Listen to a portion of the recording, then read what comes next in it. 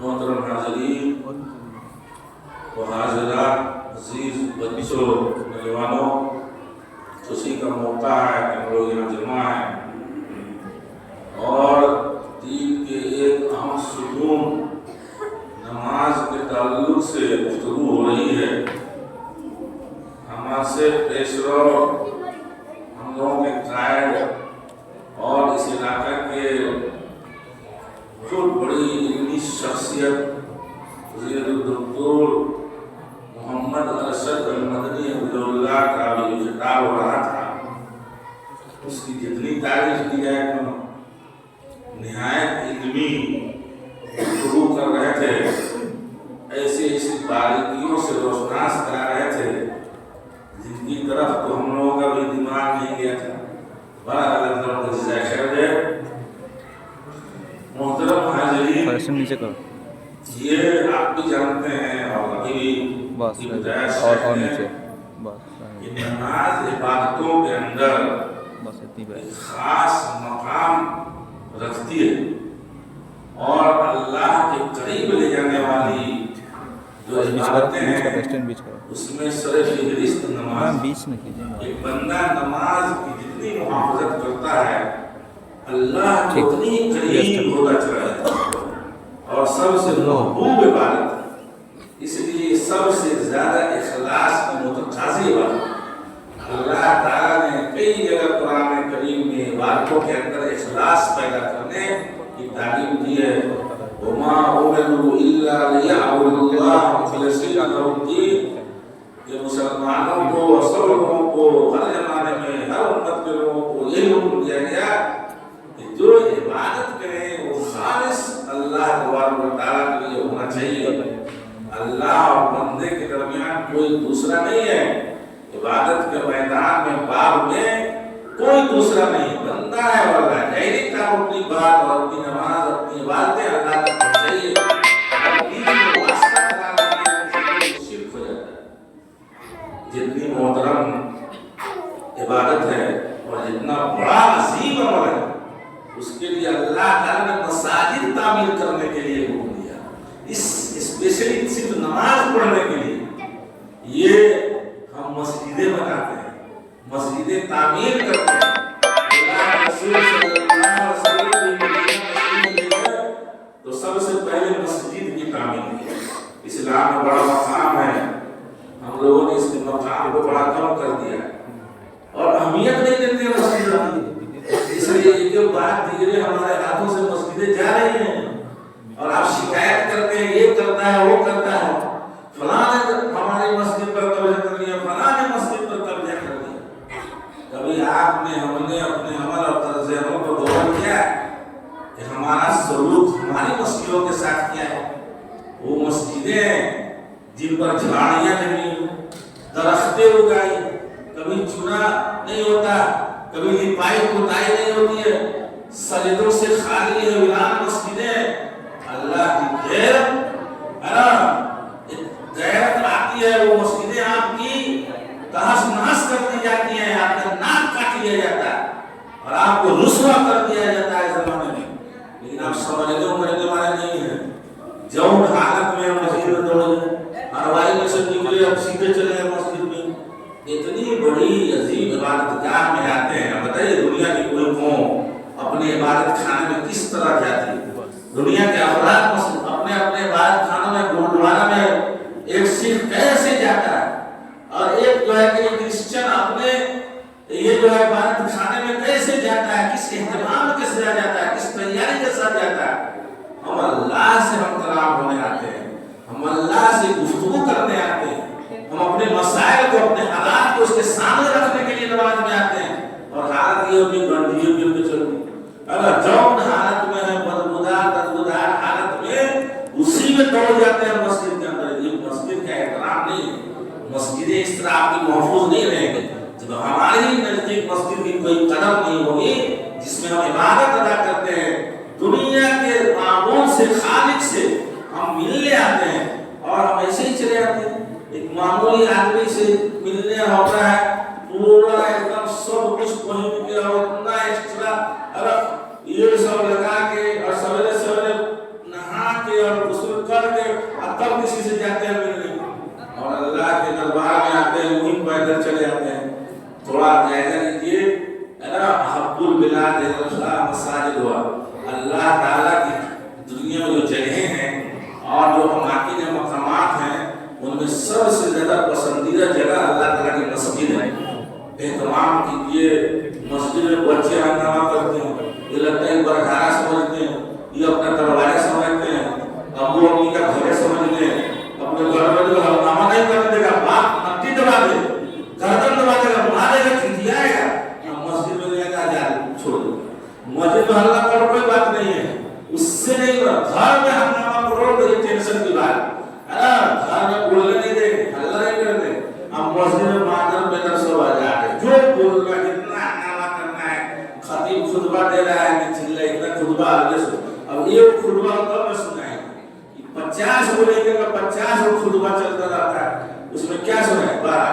मस्जिद का एहतमाम नमाज के क़याम के लिए ये जरूरी है। आप नमाज पढ़ रहे हैं और किस नियत से पढ़ रहे हैं उसका अंदाजा होता है आपके एहतमाम। अल्लाह ने फरमाया या बनी आदम खुज़ू ज़ीनतकुम इंदा कुल्ली मस्जिद, ऐ आदम की औलाद, ऐ आदम के बेटो, जब मस्जिद आओ, हर मस्जिद, छोटी मस्जिद हो बड़ी मस्जिद, जामे मस्जिद हो या मोहल्ले की छोटी कोई मस्जिद हो, किसी भी मस्जिद में आओ अल्लाह के घर में तो ज़ेबो ज़ीनत है। ये पहली शर्त है।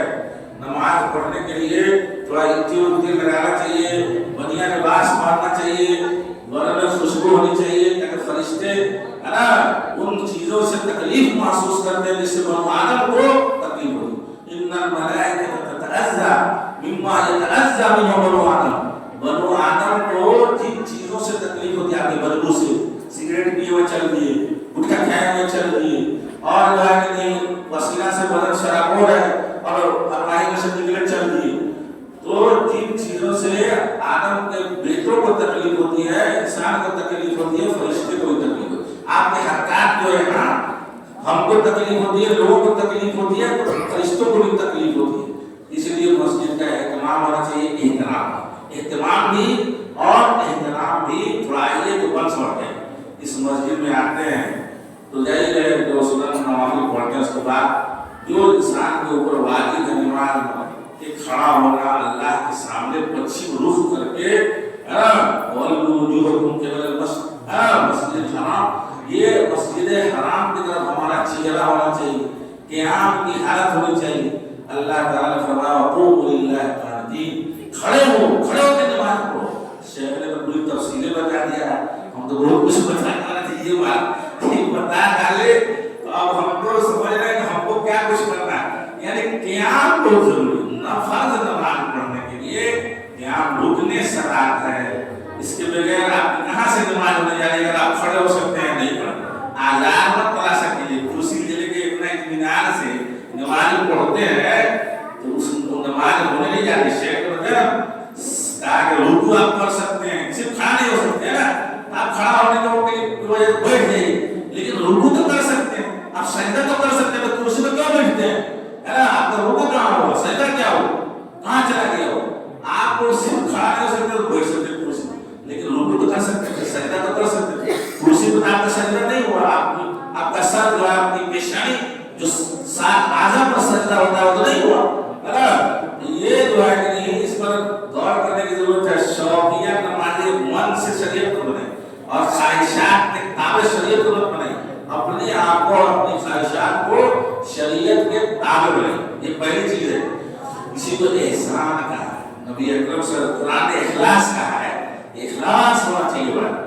और नबी अकरम सल्लल्लाहु अलैहि वसल्लम ने हदीस जिब्रील में इसको एहसान से कहा, अंता अब्दुल्लाह अन्नका तरा, ऐसे इबादत करो जैसे कि तुम अल्लाह को देख रहे हो, या अगर तुम अल्लाह को नहीं देख रहे हो तो अल्लाह ताला तुम्हें देख रहा है। इसका एहसास होना चाहिए नमाजी को, नमाज का समरा चाहिए। अगर मस्जिद से निकलते हुए आप पूरी नमाज की बरकत के साथ निकलना चाहते हैं तो इस एहसास के साथ, इखलास के साथ नमाज अदा कीजिए कि आप अल्लाह के यहाँ जाए।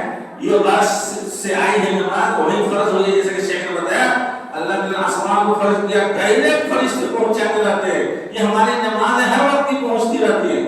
इसलिए वहां तक पहुंचने के लिए इसके अंदर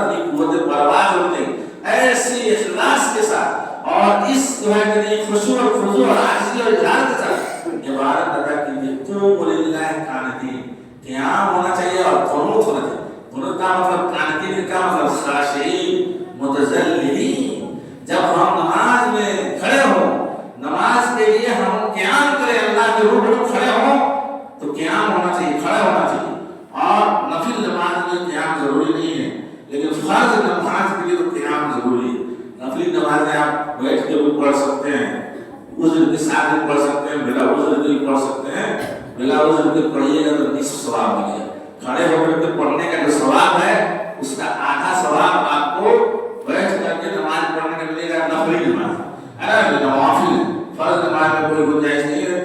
آپ مجبور ہیں تبھی آپ پڑھ سکتے ہیں، معذور ہیں تبھی آپ بیٹھ سکتے ہیں یا سو سکتے ہیں، جس کی تفصیل شیخ نے بتائی.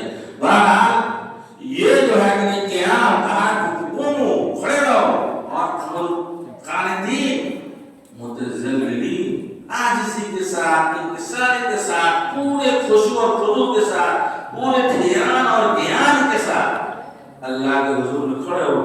دنیا میں سب کو فراموش کر جاؤ، کچھ دیر کے لیے، تھوڑی دیر کے لیے کھڑے ہوتے ہو. اس وقت جب ہم سے بات کر رہے ہو، ہم سے ملاقات کر رہے ہو، تو دنیا کی کوئی بھی چیز تمہارے ذہن میں یا تمہارے دل میں موجود نہیں رہنی چاہیے. پورے اظہار کے ساتھ، عاجزی انکساری کے ساتھ. یہ بچے ہنگامہ کرتے ہیں، نماز پڑھتے ہیں، ہلہ کرتے ہیں، ہنگامہ کرتے ہیں، نہیں کر دیجیے گا. اللہ تعالیٰ کو بڑا برا لگتا ہے، یہ اس کا گھر ہے اور اس میں بالکل ہنگامہ نہیں ہونا چاہیے. ان المساجد للہ، یہ اللہ کے گھر ہیں. فلا تدعوا مع اللہ احدا، اللہ کے علاوہ، اس کے نام اور اس کے ذکر کے علاوہ اس میں کوئی چیز کا نام نہیں آنا چاہیے، کسی چیز کا ذکر نہیں ہونا چاہیے. نیت خالص ہونا چاہیے. اس کے بعد نیت کیجیے. نماز کی جو نیت ہوتی ہے، انما الاعمال بالنیات، آپ سب جانتے ہیں عمل کا دار و مدار نیت کے اوپر ہے. نیت ہمیں نماز کی کرنی ہے. کون نماز پڑھ رہے ہیں، کون سی نماز پڑھنے جا رہے ہیں، کیا رکعت پڑھنے جا رہے ہیں، اپنے دل کے اندر اس کا تصور کیجیے، اس کو جاگرت کیجیے. اور اس کا ایک جو ہے کہ تصور کر لیجیے کہ ہم فلاں جگہ، یعنی زبان سے نیت کرنا ضروری نہیں ہے، لیکن استحضار نیت نماز اور نماز شروع کرنے سے پہلے ضروری ہے. اس لیے کہ عمل کا دار و مدار نیت کے اوپر. آپ نیت کیجیے، اس کے بعد تکبیر کیجیے، وہیں سے نماز شروع ہوتی ہے. تکبیر تحریمہ سے نماز پڑھتے ہی ہے اس عبادت کو جو تکبیر سے شروع ہوتی ہے اور سلام پر جا کر کے ختم ہو جاتی ہے، نماز کہلاتی ہے. اسی کی تعریف ہے نماز کی. وہ عبادت جو تکبیر سے شروع ہو، تسلیم پر جا کر کے ختم ہو جائے، وہ جو ہے کہ نہیں نماز ہے. تو تکبیر میں آپ کو ہاتھ اٹھانا ہے. ہم تھوڑا بڑا بتا دیتے ہیں، پوری نماز کی کیفیت تو خیر ہم اس ایک مجلس میں بیان نہیں کر سکتے ہیں. شہر میں تو پتہ نہیں کہاں سے موضوع کر دیا، یعنی اتنا لمبا اس کے سارے جزئیات کو اگر آپ الگ الگ کیجیے گا تو ایک ورک شاپ چاہیے، کوڈ چاہیے، سمجھانے کے لیے بتانا چاہیے. بہرحال ہم تھوڑا بڑا بتا دیتے ہیں کچھ چیزیں، یعنی ہم جہاں غلطیاں ہم کرتے ہیں دیکھتے ہیں وہی چیزیں. یعنی ہم لوگ یہاں پر اٹھائے کر دیے، ہاتھ اٹھائے یہاں پر لاتے ہیں، ویسا ایک بھی حدیث میں اگر ثابت ہے بتا دیجیے. اتنے سارے علماء موجود ہیں، کوئی حدیث میں اس طرح ہاتھ اٹھانا یا تو کندھے تک آنا چاہیے یا کان کے لوگ تک ہاتھ اٹھنا چاہیے، کان کے لوگ تک آنا چاہیے یا کم سے کم کندھے تک آنا چاہیے. دو صورت ہے، ہاتھ اٹھائیے، یہاں تک اٹھائیے یا یہاں تک اٹھائیے. وہاں اٹھا کر کے دائیں ہاتھ کو بائیں ہاتھ پر رکھیے، پورا رکھیے، یا جو ہے ہتھیلی ہاتھ سے مراد ید سے مراد یہاں پہ ہتھیلی ہے. جو دوسری حدیث پہ ہتھیلی کا ذکر ہے، دائیں ہاتھ کی ہتھیلی کو بائیں ہاتھ کی ہتھیلی پر رکھ کر کے پکڑ کر کے اس کو سینہ پر. سینہ کا مطلب گردن پر نہیں رکھنا، یعنی سینہ جہاں ہے یا سینہ کہاں ہوتا ہے، یہ ایسی سینہ پر رکھنا ہے. یہاں پر ہلے کا نماز پڑھ کے اور ادھر کچھ خیال نہیں ہوا. یہاں گردن یہاں سینہ نہیں ہوتا ہے، یہاں پہ بھی سینہ نہیں، یہاں پہ بھی سینہ. سینہ جو ہے نیت، جو موضع نیت ہے، دل ہے، موضع نیت، یہاں پہ نیت پڑھنی ہے، یہاں پر رکھیں. اور اس کے بعد جو ہے کہ آپ جو دعا ہے، اس دعا استفتاح ہے، کئی دعائیں ثابت ہیں نبی صلی اللہ علیہ وسلم سے.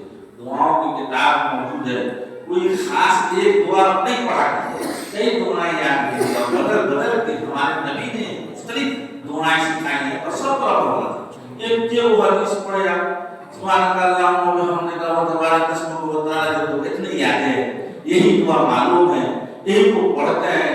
تو باقی سنتیں کہاں گئی؟ باقی دعائیں نبی نے جو سکھائی ہے وہ کون پڑھے گا اور کب پڑھا جائے گا، کون انسان پڑھے گا؟ اس لیے دعا کی کتاب جو ہے اس کو اٹھائیے خریدیے، ہم لوگ دیتے بھی ہیں پڑھتے بھی ہیں، نہیں تو شیخ سے بڑھ سب لوگوں کو دعائیں کتاب یاد کر دعائیں بدل بدل کے پڑھا کریے، ہر نماز میں کبھی دعا میں وہ دعا پڑھ لیا، سب وہ دعا پڑھ لیجیے، یا ایک ہفتہ اس کو پڑھے ایک ہفتہ اس کو پڑھے، چینج کر لیے تاکہ سب سنت پر ہمارے نبی کی سنت پر عمل ہو جائے۔ یہ اس کا اہتمام کیے، دعائیں جو ہے نہیں پڑھی، اس کے بعد سورہ فاتحہ سے پہلے اعوذ باللہ پڑھنا تو واجب ہے، اعوذ باللہ وَإِذَا قَرَأْتَ الْقُرْآنَ فَإِذَا قَرَأْتَ الْقُرْآنَ فَاسْتَعِذْ بِاللَّهِ، جب قرآن پڑھو تو اعوذ باللہ من الشیطان الرجیم کو اعوذ باللہ پڑھنا واجب ہے۔ اعوذ باللہ پڑھنے کے بعد بسم اللہ کرنے کے بعد تب دعا کہ نہیں سورہ فاتحہ پڑھنا ہے، ہم اکیلے پڑھ رہے ہوں ہے نا، یا جو ہے کہ جماعت کے ساتھ پڑھ رہے ہوں، پڑھا رہے ہوں یا مقتدی ہوں امام ہوں، سب کے لیے نفلی نماز ہو یا جو ہے کہ نہیں فرض نماز ہو، اور جو ہے رات کی نماز ہو، دن کی نماز ہو، جنازہ ہو یا کوئی بھی نماز ہو، کوئی نماز بغیر سورہ فاتحہ کے نہیں ہوتی ہے۔